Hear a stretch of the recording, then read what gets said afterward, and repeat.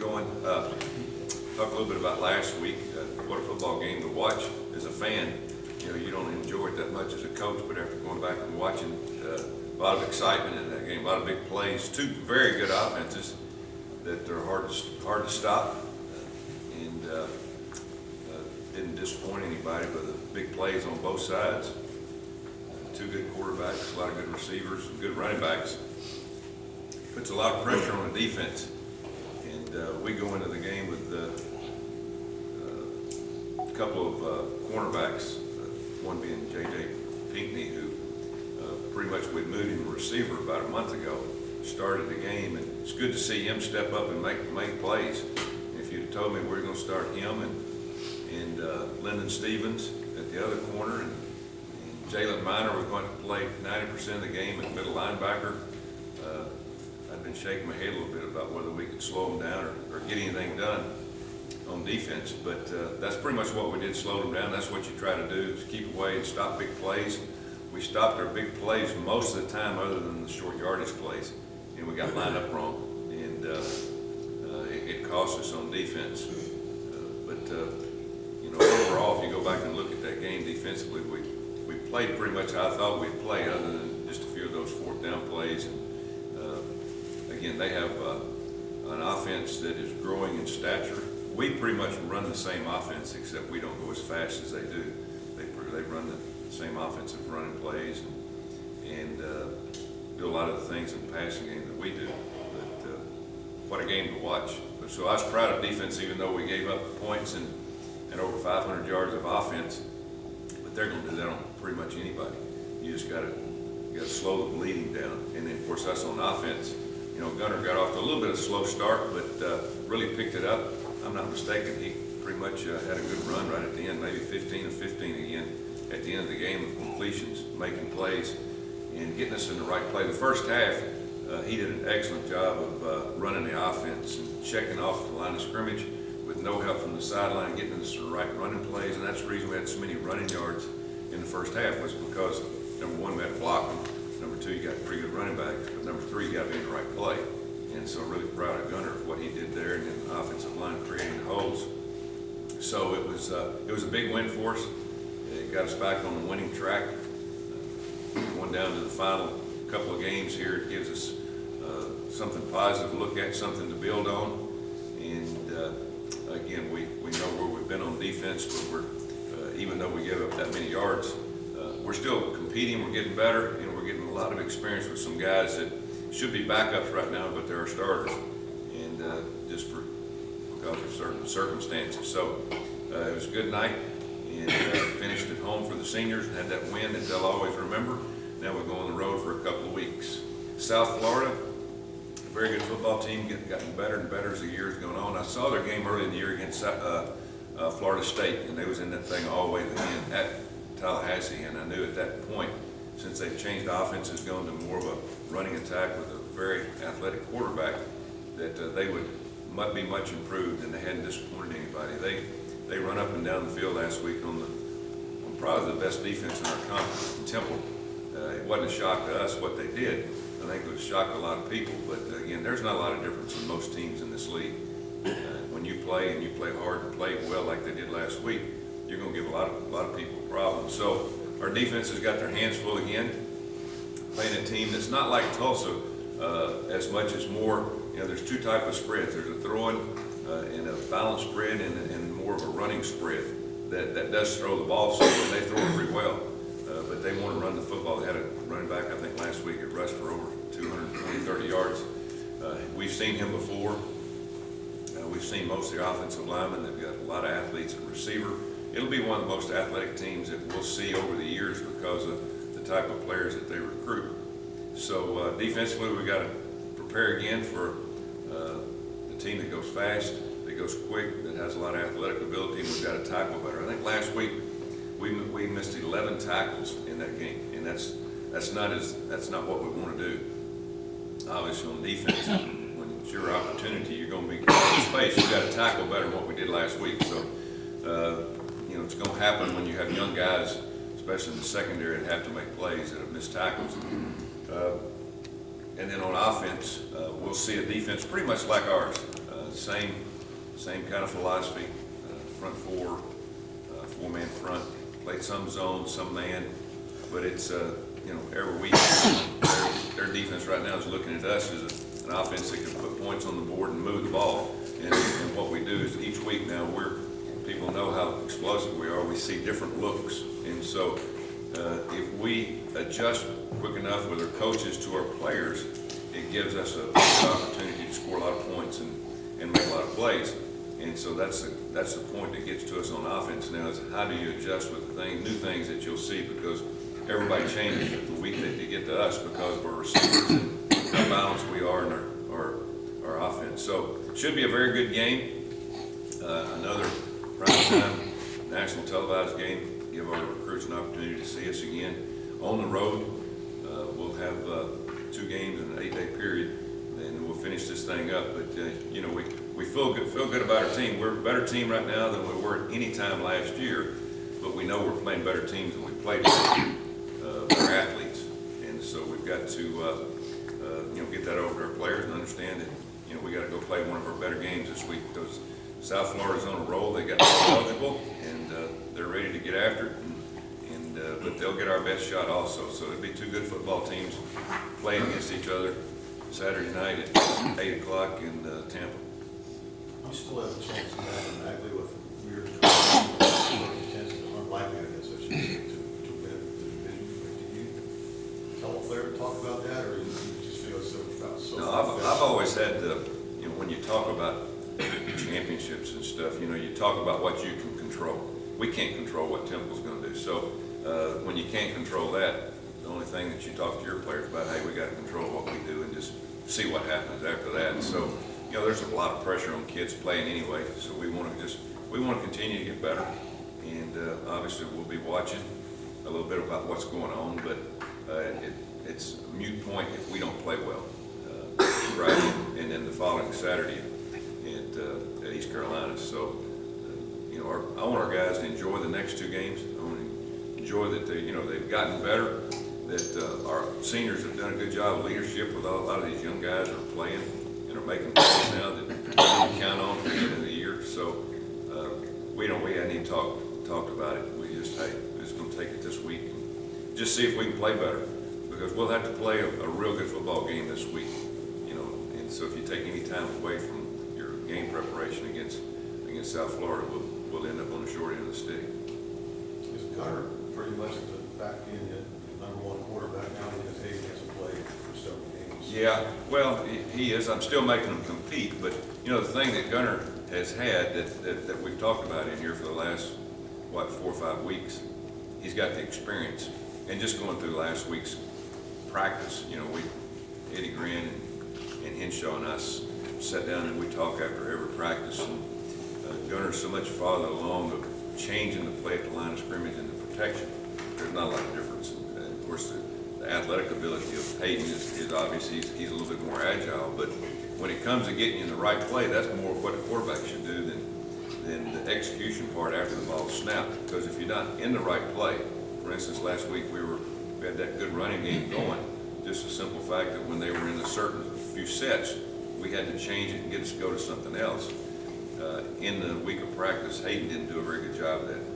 He has a hard time, just the simple fact that he hadn't done it much. But he will get better and better at that. So because of that, it's going to get tighter and tighter as we go through, the next 2 games, bowl practice and through spring practice and through next year. So, but Gunner, again, he's throwing the ball well too. He threw that one up for grabs. You can't do that in these 2 games. You can't throw the ball up for grabs like he did. There was a couple of times that they had a pretty good chance for interception, but he also put some on the money. Throw to, not many quarterbacks could make that throw consistently to Max Morrison that Gunner threw over the middle. 1 foot in bounds and a couple of third down throws that he made. So Gunner's he's ahead, as we obviously know. He's ahead mentally and physically because he's gotten back into the game. But again, we want to keep throwing that bone out there for Hayden, so he will continue to learn and understand he can go in at any time. For Gunner down the stretch here, it's also a chance to show what he's got to go to the next level. Is that something that you guys as a coaching staff talk to him about, or really any of your players, knowing that coming down the stretch, this is your final chance to put some good stuff on tape. Yeah, you know, I let them talk to pro scouts when they come in. I let them sit down and visit, because I want them to know what they're saying up there in terms of what they need to work on, how they need to improve. When it's time for them to go to the NFL, I'm ready for them to go. If they think it's, you know, because it's their future, their life.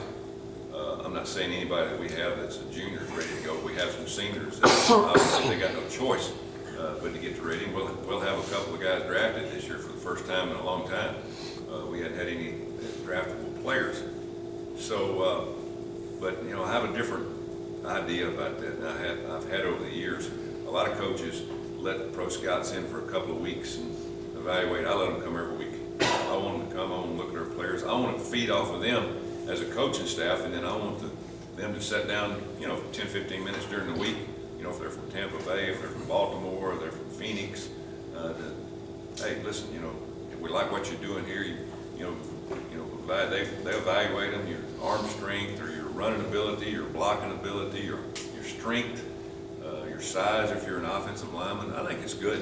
I really do. I'm not one of those guys that you know, just afraid that, you know, they're going to get different ideas in their heads. I mean, this is their life, and I want them to get all the help they possibly can get of becoming the best player if they've got that opportunity to go to the next level, which some of the guys that we have on this team will have that opportunity.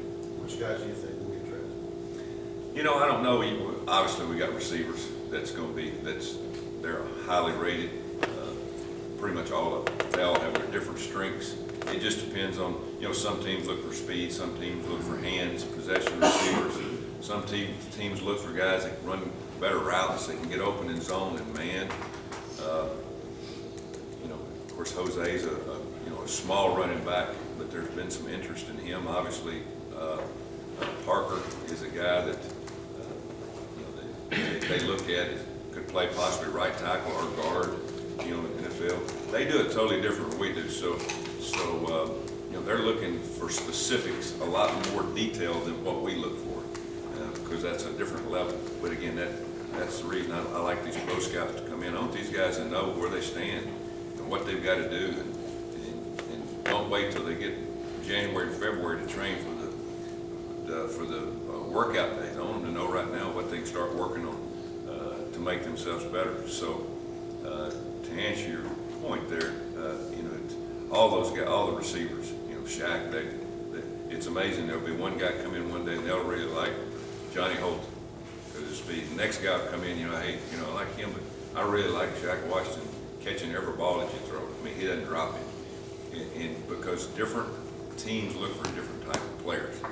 And there's no doubt that I think all of them can, all the receivers, seniors that we have will have an opportunity, whether they're drafted or be a free agent, will have an opportunity to make a team.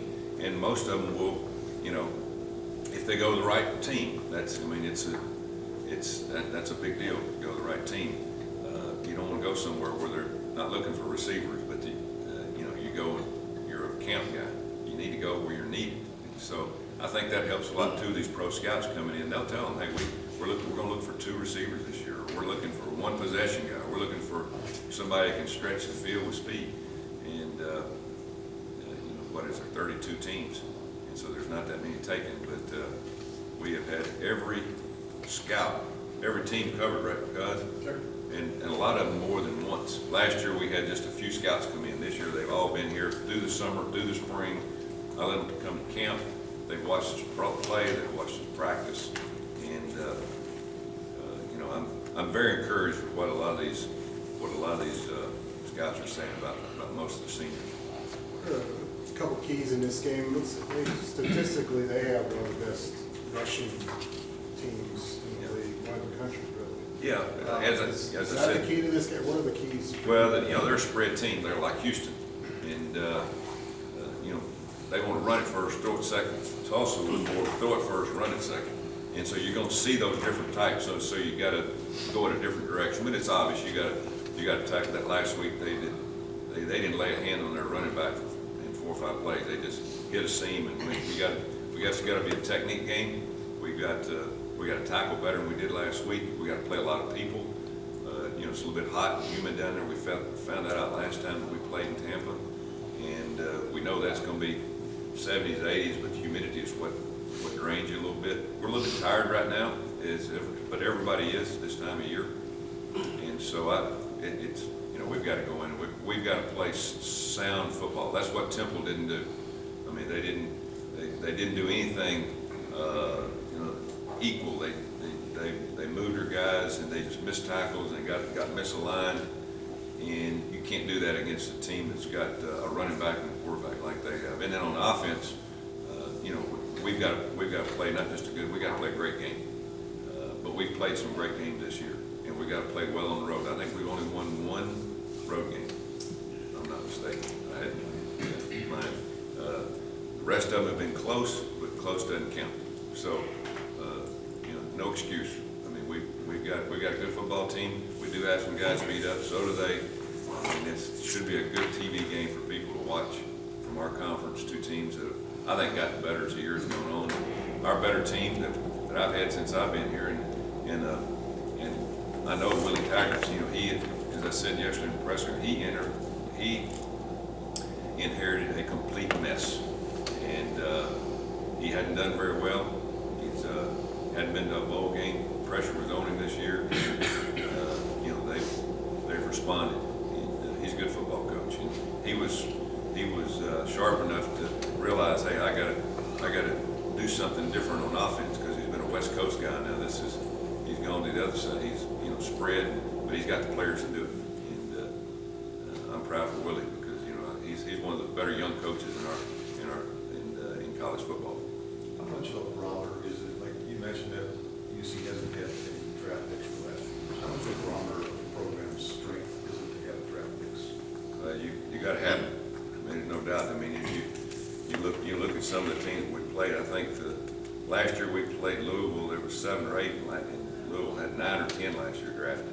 I mean, it goes hand in hand. You've got to have big time college football players, but you don't have to have them all. That's a great thing about college football. You can win a lot of games with just, you know, good players, in which, you know, that's what you try to get. But to play on that next level, you got to be better than good, and you got to have a few of them on your team, and in a lot of positions, not just 1 or 2. And so our recruiting, since I've been here, we go out and we recruit athletes, because if you're not an athlete, you got no chance to play for us very well here, nor have a chance to go to the next level. So, you know, we look at the best athletes available, and then we look at size after that. I don't look at size first. I look at athletic ability first. And we played a lot of smaller guys in the last few years that have really played well against us. And so the more athletes you get on the team, the better chance you got of being more consistent. And that's what we're trying to be more consistent. Now we're trying to persevere through the end of the year, simply the fact that it is the end. And end of November is always tough on every football team, because you're beat up, you're tired, you're sore. It's been a long season, but that's when you just got to push that much harder. Was Tulsa's tall wideout, Kearis Garrett, was that the toughest wide receiver that you faced this year? One of the toughest I've faced in a long time. I mean, that kid was good. I don't know, is he a sophomore, junior? He's a senior. He's a senior. Thank goodness. Because at the first of the game, they threw 2 to him. Maybe 3 in a row. And I'm thinking, we're going to have to sit here and watch this all night? Yeah. Because it's, you know, we could have put J.J. Pinckney on him, which he was some, and J.J.'s almost 6'2", and he looked like a midget, you know, trying to cover. I was going to ask you if you would flip your boundary cornerback and your field cornerback so that Pinckney would be matched up with him. But they put him at the other side, so you couldn't do that. And a lot of times we try to put a bigger guy into the boundary, because people try to throw the deeper ball in the boundary because they're closer. It's harder to throw when you're on this hash and you're outside the numbers. You got to have a heck of an arm to get it to a guy that far, because you're throwing the ball 60 yards in the air. So yeah, we play games with that. We do. Now if we'd have had Whitty and Grant Coleman, that they stay on both sides, they know how to play. Both of them know, you know, there's no difference. But when you got, but J.J. Pinckney is going to be a big time player. I mean, because he's got the height. It's hard to find those guys. And so we're all sitting there, and I know y'all were doing the same thing, and they didn't come in here to run the ball. They came in here to go right after both of our redshirt freshmen corners, and our guys held their own for most part. You know, they got it behind them some. Sometimes they put the big man inside and mashing him up with Leviticus. And now the height, you know, the athletic ability is about the same, but the height advantage is a little bit of a difference. So they did a good job. They did a good job with him. But he is a force. I'm glad to hear that he was a senior. But after about 4 or 5 plays, I'm going, we got to watch this for about 90 to 100 plays tonight. This is going to be a long night. Were you surprised they didn't go to him more? Well, you can't do that because you can only run so many 50-yard dashes, you know, in the game. I mean, you know, you can't wear him down, but they threw to him more than I wanted them to throw to him, I'll tell you that. And he'll have a chance to play on the next level. And that little quarterback gets it to him quick. So we were fortunate on a couple of passes to make those plays. But he's the best one we've seen. And bigger than I thought. I mean, you see him on film, and then I get up and standing out there and watch him warm up, going, uh-oh, this could not be good. But I tell you, we held our own. I was proud of our young guys. Mike Boone had 138 all-purpose yards. Do you feel like he's trying to get into a rhythm right now? At this late point in the season, getting a little healthy? Yeah, getting healthier. You know, everybody, I get more emails.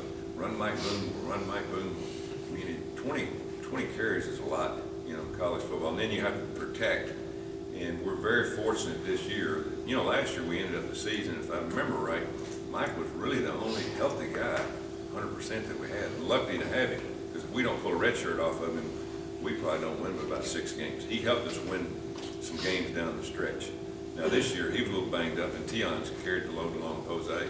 But it's good to have those 3. They look a lot fresher this time of year. That's kind of our ace in the hole, is having those 3 guys that can roll in, and you got a defense out there that's kind of wearing down, and you put a guy that's been standing over there relaxing, you know, got a drink of water, ready to go, biting his tongue trying to get in there. It's good to have all those guys. So that's if we've got one strength, that's probably what we have going. 3 fresh running backs with the way we got our running game going. It's really helping. It's going to help the passing game also. You look at the scoreboard, and we're pretty balanced each week. We're going to always throw a little bit more than we run, but if we can get over 200 yards, that's a heck of a game. Anything else? Thank you.